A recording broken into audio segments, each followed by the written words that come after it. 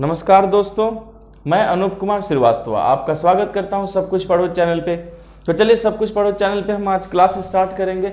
और बच्चे सभी लोग बोर्ड पर ध्यान से देखिए, हमें पढ़ना है स्टैटिक जीके। स्टैटिक जीके बच्चे हर एक एग्जाम के लिए, हर एक कॉम्पिटिटिव एग्जाम के लिए बहुत ही महत्वपूर्ण है। तो चलिए पहले समझते हैं कि स्टैटिक जीके होता क्या है। याद रखिए बच्चे, स्टैटिक जीके में आपको कुछ नहीं, फैक्ट्स पढ़ने हैं। क्या पढ़ने हैं? फैक्ट्स। फैक्ट्स को पढ़ना है बच्चे, जिसे हम हिंदी में तथ्य कहते हैं। लेकिन कैसे फैक्ट्स को पढ़ना है, कैसे तथ्य को पढ़ना है? तो याद रखेंगे, वैसे फैक्ट्स होते हैं बच्चे जो बदलते भी हैं। कुछ ऐसे फैक्ट्स होते हैं जो क्या है, बदलते हैं। लेकिन कुछ ऐसे भी फैक्ट्स होते हैं जो कभी नहीं बदलते, कभी नहीं बदलते हैं, या ऐसा कहा जाए भविष्य में। पूरी बात समझ में आ गई? इसका मतलब है बच्चे कि वैसे फैक्ट जो कभी नहीं बदलते, चाहे हम कितने भी भविष्य में हो जाए। तो स्टैटिक जीके का मतलब यही होता है बच्चे कि वैसे फैक्ट जो कभी भी भविष्य में न बदले, यानी चीजों के बारे में एक सामान्य जानकारी होनी चाहिए हमें। अगर कोई चीज आज है तो इसका मतलब ये नहीं है कि ये कल बदल जाएगा या 100 साल बाद बदल जाएगा। जनरली ये कहा जाता है कि वैसे फैक्ट्स जो हमेशा से हो, पहले भी लोग जानते थे, आज भी लोग जाने, और आने वाले भविष्य में भी लोग उस फैक्ट के बारे में जाने, उसी फैक्ट्स को हम स्टैटिक जीके कहते हैं। तो बच्चे आज जो हमारी क्लास है, हम ऐसे फैक्ट्स पे बात करेंगे जो भविष्य में कभी भी नहीं बदलेंगे। इसे ही क्या कहते हैं हम? Static GK. क्लियर है? तो बच्चे अब यहाँ पूरी बात पहले आपको समझ में आ गई? ठीक है, चलिए तो सबसे पहले स्टैटिक जीके में याद रखिए, हम जिस सब्जेक्ट से क्लास को स्टार्ट करेंगे वो सब्जेक्ट बहुत ही महत्वपूर्ण है और ना जाने कितनी चीजों के अपने अंदर समाहित किए हुए है। पूरी बात समझ में आ गई बच्चे? तो हम स्टार्टिंग करेंगे अपने स्टैटिक जीके को भूगोल से, जिसे हम क्या कहते हैं? जियोग्राफी से। क्लियर है? यहाँ सभी बच्चे अच्छे से ध्यान देंगे, हम जियोग्राफी से शुरू करेंगे।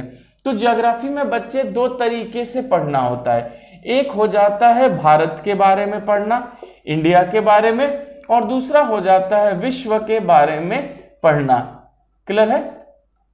चलिए तो हमें भारत और विश्व इन दोनों के बारे में भूगोल की जानकारी लेनी है। और कैसे जीके को पढ़ना है? Static GK. तो बच्चे हम जो अपनी क्लास है वो किससे शुरुआत करेंगे?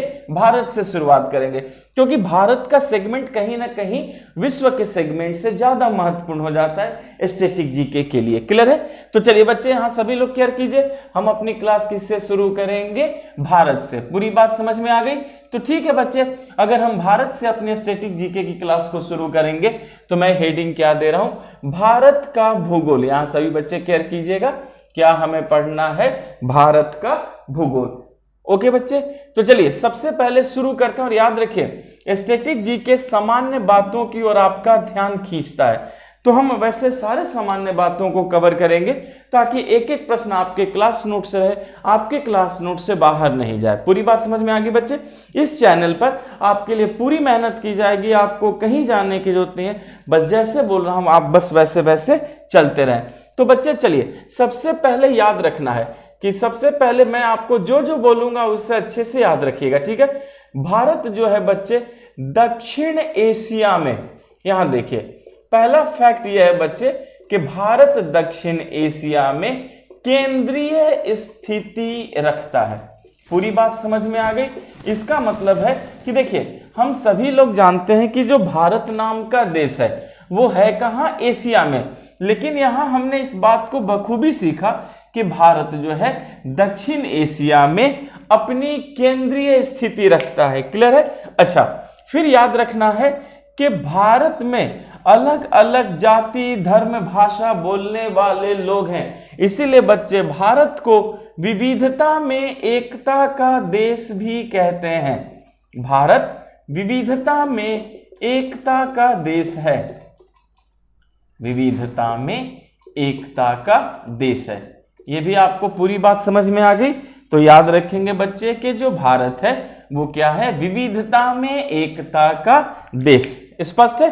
अच्छा, फिर देखिए बच्चे, भारत के नाम पर ही, इस बात को भी याद रखना है कि भारत के नाम पर ही, भारत के नाम पर ही हिंद महासागर का नाम पड़ा है?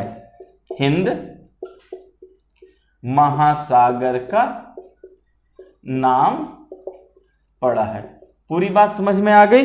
तो याद रखना है कि जो हिंद महासागर है बच्चे, वो भी दक्षिण एशिया में है, और भारत जब दक्षिण एशिया में अपनी केंद्रीय स्थिति रखता है, इसलिए भारत के नाम पर ही हिंद महासागर का क्या पड़ा है बच्चे?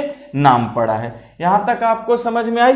चलिए अब जरा पहले तो ये भारत की मैंने आपको मुख्य बात जो बताई, अब भारत के मैं पोजीशन, स्थिति की बात करूंगा।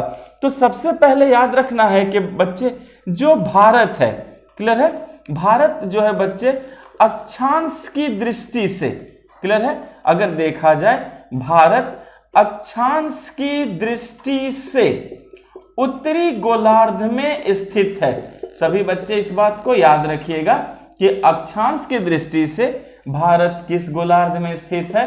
तो हम क्या कहेंगे कि अक्षांश की दृष्टि से भारत उत्तरी गोलार्ध में स्थित है।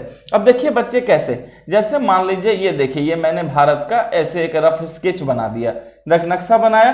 तो बच्चे ये जो 0 डिग्री की अक्षांश रेखा है, इसके ऊपर को हम नॉर्थ कहते हैं और इसके नीचे को हम क्या कहते हैं? साउथ कहते हैं। ठीक है, तो भारत को देखा जा रहा है कि भारत जो है 0 डिग्री की जो रेखा है बच्चे, उससे क्या है? ऊपर है। यहां आपको केयर करना है कि जो भारत है, यहां देखिए सभी बच्चे, भारत जो है वो 0 डिग्री की रेखा से क्या है? ऊपर है। तो भारत 0 डिग्री की रेखा से ऊपर है, तो 0 डिग्री की रेखा के ऊपर जो भी होता है वो क्या कहलाता है? उत्तरी गोलार्ध। तो आपको यहां याद रखना है कि भारत जो है वो किस गोलार्ध में है? उत्तरी गोलार्ध में है। पर किसकी दृष्टि से? तो हम क्या कहेंगे? अक्षांश की दृष्टि से। और यह स्थिति कभी भी नहीं बदलने की। चलिए यहां तक समझ में आया? अच्छा, उसी तरह बच्चे फिर आपको यह भी याद रखना है कि एक देशांतर भी होता है। तो अगर मान लीजिए आपसे प्रश्न ये पूछा जाए कि भारत जो है वो देशांतर की दृष्टि से किस गोलार्ध में है? क्लियर है? तो यहां देखिए बच्चे, आपको याद रखना है कि भारत देशांतर की दृष्टि से पूर्वी गोलार्ध में है। आप देखेंगे कि आपसे क्या सवाल पूछा जा रहा है? पूर्वी गोलार्ध में स्थित है। पूरी बात समझ में आ गई आपको? तो इस बात को भी याद रखना है कि अगर हम भारत को देशांतर की दृष्टि से देखें तो ये किस गोलार्ध में स्थित है? पूर्वी गोलार्ध में स्थित है। यहां आपको पूरी बात समझ में आ गई? तो सभी बच्चे याद रखेंगे कि भारत जो है दक्षिण एशिया में केंद्रीय स्थिति रखता है। यह विविधता में एकता का देश है। भारत के नाम पर हिंद महासागर का नाम पड़ा है। भारत अक्षांश की दृष्टि से उत्तरी गोलार्ध में है और भारत देशांतर की दृष्टि से कहां पर है बच्चे? पूर्वी गोलार्ध में स्थित है। यहां तक आपको समझ में आया? अच्छा, अब मैं यहां से आपको भारत को अक्षांश और देशांतर मुझे आपको बताना है। क्लियर है? तो चलिए यहां सभी बच्चे सीखना शुरू कीजिए। याद रखेंगे कि भारत का दक्षिणी अक्षांश, भारत का दक्षिणी अक्षांश, क्लियर है, यानी दक्षिण की तरफ का। दक्षिणी अक्षांश मतलब दक्षिण की तरफ का। तो याद रखिएगा कि भारत का दक्षिणी अक्षांश 6 डिग्री 4 मिनट नॉर्थ लैटीट्यूड है। बच्चे नॉर्थ लैटीट्यूड का मतलब होता है उत्तरी अक्षांश है। ये लिखने का क्या है? हमारा तरीका है। स्पष्ट है? तो अब आपको ये लगा होगा कि सर आप कह रहे हैं कि भारत का दक्षिणी अक्षांश, पर यहां तो आपने नॉर्थ अक्षांश लिख दिया, नॉर्थ लैटीट्यूड। तो बच्चे याद रखिएगा कि नीचे की तरफ क्या होता है? दक्षिण होता है। जैसे देखिए मैं यहां आपको सिखा देता हूं कि ये देखिए नीचे की तरफ दक्षिण होता है, लेकिन भारत तो 0 डिग्री अक्षांश के ऊपर है, तो भारत तो उत्तरी गोलार्ध में ही है। तो यानी अगर मैं भारत का दक्षिणी अक्षांश कहूं तो आखिर उत्तर ही तो अक्षांश कहलाएगा। क्लियर है? दिशा दक्षिण लगती है पर अक्षांश क्या होता है? उत्तर है। तो आप सभी बच्चे याद रखिएगा कि जो भारत का दक्षिणी अक्षांश है वो 6 डिग्री 4 मिनट नॉर्थ लैटीट्यूड है, यानी कि उत्तरी अक्षांश है। यहां आपको पूरी बात समझ में आ गई है? ठीक है, चलिए आप सभी बच्चों ने इसे बखूबी लिख लिया है। देखिए बच्चे, आप स्क्रीनशॉट ले सकते हैं, वीडियो पॉज करके भी सारे पॉइंट्स को बखूबी लिख सकते हैं। क्लियर है? मैं मिटाऊं इससे, फिर हम आगे बढ़ते हैं। ओके, चलिए हम आगे बढ़ते हैं अपने अगले तथ्यों पर।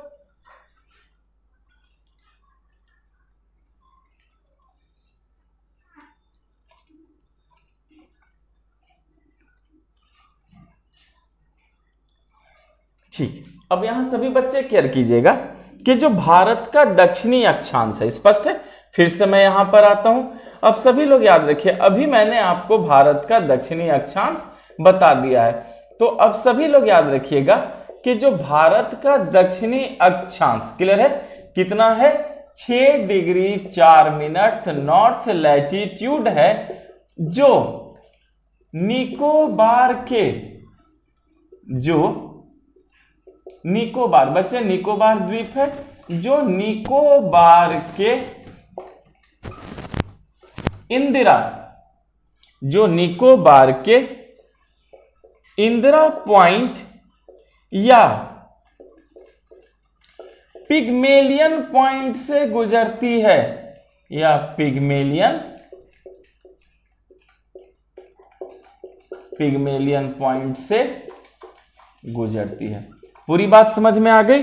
तो सभी बच्चे आपको याद रखना है कि जो भारत का दक्षिणी अक्षांश है 6 डिग्री 4 मिनट नॉर्थ लैटिट्यूड, यह जो निकोबार द्वीप है उसी के दक्षिण में इंदिरा पॉइंट या पिग्मेलियन पॉइंट है, वहीं से ये गुजरती है। पूरी बात समझ में आ गई? ठीक, लेकिन बच्चे जरा केयर कीजिए कि जो इंदिरा पॉइंट है और जो पिग्मेलियन पॉइंट है, ये तो अंडमान निकोबार द्वीप में है, जो समुद्र के अंदर है। तो आपसे ये भी तो पूछेंगे कि भारत की मुख्य भूमि का बताइए, कि भारत की मुख्य भूमि का दक्षिणी अक्षांश क्या है। क्लियर है? तो यहां सभी बच्चे ध्यान देंगे, भारत की मुख्य भूमि का दक्षिणी अक्षांश, भारत की मुख्य भूमि का दक्षिणी अक्षांश 8 डिग्री 4 मिनट नॉर्थ लैटिट्यूड है। भूलेंगे नहीं बच्चे, कितना? 8 डिग्री 4 मिनट नॉर्थ लैटिट्यूड है, जो तमिलनाडु के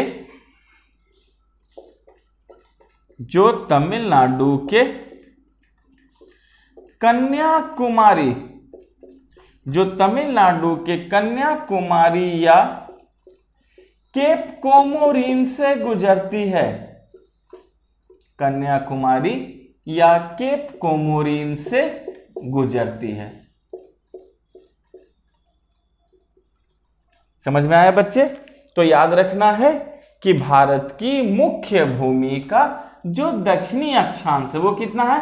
8 डिग्री 4 मिनट नॉर्थ लैटिट्यूड, जो भारत के तमिलनाडु राज्य के कन्याकुमारी या केप कोमोरिन से गुजरती है। पूरी बात आपको समझ में आ गई? तो बच्चे, एक अंडमान निकोबार द्वीप का है जो भारत का है, लेकिन अगर वो मुख्य भूमि कहेंगे तो फिर आप 8 डिग्री 4 मिनट कहेंगे, और ये कहां से गुजर रही है? तमिलनाडु के कन्याकुमारी या केप कोमोरिन से। यहां आपको पूरी बात समझ में आ गई? चलिए बच्चे, अब मैं आपको भारत का उत्तरी अक्षांश बताता हूं। यहां सभी बच्चे केयर करेंगे। भारत का उत्तरी अक्षांश, भारत का उत्तरी अक्षांश, क्लियर है बच्चे? भारत का उत्तरी अक्षांश 37 डिग्री 6 मिनट नॉर्थ लैटिट्यूड है, जो इंदिरा कोल से गुजरता है, जो इंदिरा कोल से गुजरती है। पूरी बात समझ में आ गई? तो सभी बच्चे इस बात को याद रखिएगा कि जो भारत का उत्तरी अक्षांश है वो 37 डिग्री 6 मिनट नॉर्थ लैटिट्यूड है, जो इंदिरा कोल से गुजरती है। कहां से गुजरती है? इंदिरा कोल से गुजरती है। पूरी बात समझ में आ गई? तो बच्चे, आपको दक्षिणी अक्षांश भी मिला और भारत का उत्तरी अक्षांश भी मिल गया, जो 37 डिग्री 6 मिनट नॉर्थ लैटिट्यूड है, और ये कहां से गुजरती है बच्चे? ये इंदिरा कोल से गुजरती है जो जम्मू कश्मीर में है। यहां तक आपको पूरी बात समझ में आ चुकी है? ठीक है, चलिए अब हमने भारत का अक्षांश सीखा, अब हमें तुरंत भारत का देशांतर भी सीखना है। क्लियर है? तो चलिए बच्चे यहां सभी लोग ध्यान दीजिए कि भारत का पश्चिमी देशांतर, क्योंकि बेटा इस दिशा को पश्चिमी कहते हैं। क्लियर है? तो याद रखना है कि भारत का पश्चिमी देशांतर, भारत का पश्चिमी देशांतर 68 डिग्री 7 मिनट ईस्ट लॉन्गिट्यूड है। भूलिएगा नहीं बच्चे, बहुत इंपॉर्टेंट। भारत का जो पश्चिमी देशांतर है वो क्या है? 68 डिग्री 7 मिनट पूर्वी देशांतर है। क्योंकि बच्चे मैंने कहा था ना भारत पूर्वी गोलार्ध में है, तो हम पश्चिम दिशा की बात करते हैं, लेकिन जब देशांतर की बात करते हैं तो वो क्या कहलाता है? पूर्वी। तो याद रखिएगा कि भारत का पश्चिमी देशांतर यानी पश्चिम की तरफ का देशांतर 68 डिग्री 7 मिनट पूर्वी देशांतर है। क्लियर है बच्चे? जो गुजरात के सरक्रिक, क्लियर है बच्चे? जो गुजरात के सरक्रिक के, याद रखिएगा, जो गुजरात के सरक्रिक के गुहार माटा से गुजरती है, गुहार माटा से गुजरती है। यहां पूरी बात आपको समझ में आ गई। यानी जो भारत का पश्चिमी का देशांतर है वह 68 डिग्री 7 मिनट ईस्ट लॉन्गिट्यूड है, और ये बच्चे गुजरात राज्य में जो सरक्रिक है, उस सरक्रिक में एक गांव है बच्चे जिसका नाम है गुहार माटा। तो ये क्या करती है कि उसी गुहार माटा गांव से गुजरती है। यहां आपको पूरी बात समझ में आ गई है? ठीक है, चलिए अभी हमने क्या किया कि भारत का पश्चिमी देशांतर भी देख लिया। अब हमें भारत का पूर्वी देशांतर देखना है कि भारत का जो पूर्वी देशांतर है वो कहां से गुजर रहा है। पहले मैं इसे मिटा दूं। सभी बच्चे समझ चुके, लिख चुके? ओके, चलिए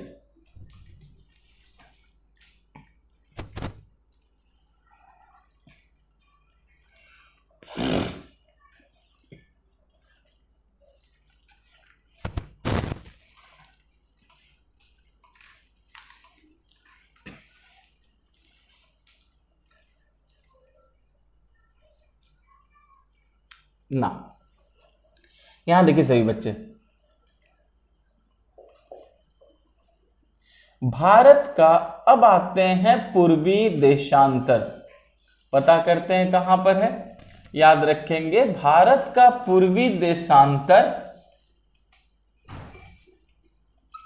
97 डिग्री 25 मिनट ईस्ट लॉन्गिट्यूड है। पूरी बात समझ में आ गई बच्चे? तो भारत का पूर्वी देशांतर 57 degree 97 degree 25 minute east longitude है, जो अरुणाचल प्रदेश के, जो अरुणाचल प्रदेश के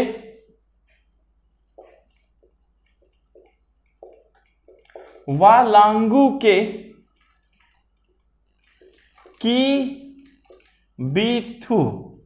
कीबीथू गांव से गुजरती है, गांव से गुजरती है। पूरी बात समझ में आ गई?